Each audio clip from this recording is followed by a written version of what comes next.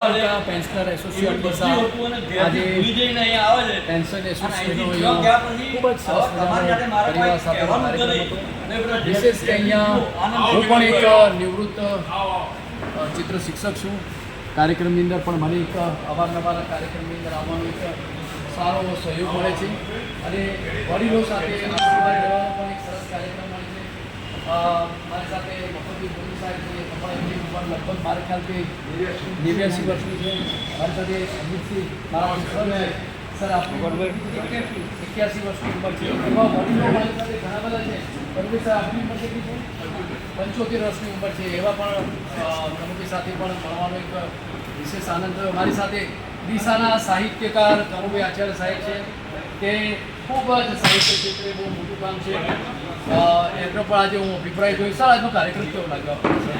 આ કાર્યક્રમ વિશે શું કહેવા માંગુ છું? બે શબ્દો. આજે એસોસિએશન દ્વારા જે કાર્યક્રમ થયો ખૂબ સુંદર કાર્યક્રમ થયો.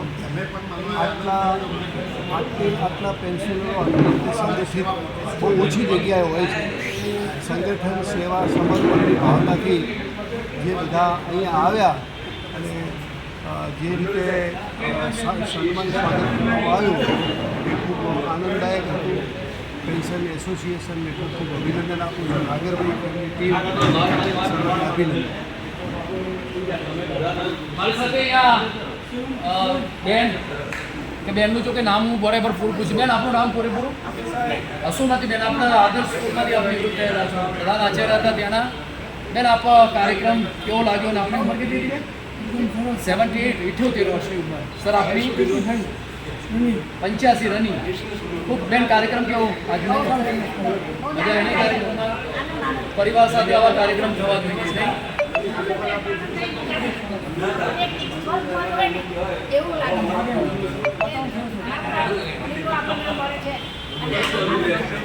બેને એવું કીધું કે વડીલો પેલા ઘણા બધા મળ્યા છે, સ્વર્ગ જેવું લાગ્યું.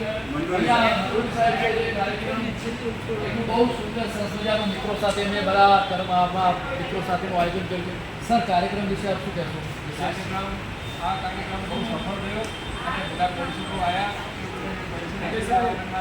તમામ સર્વિસીસનો હું આભાર માનું છું અને આ તાલુકાના બાકી નથી એ અમુક નવા પાસું છે એની માટે ધન્યવાદ.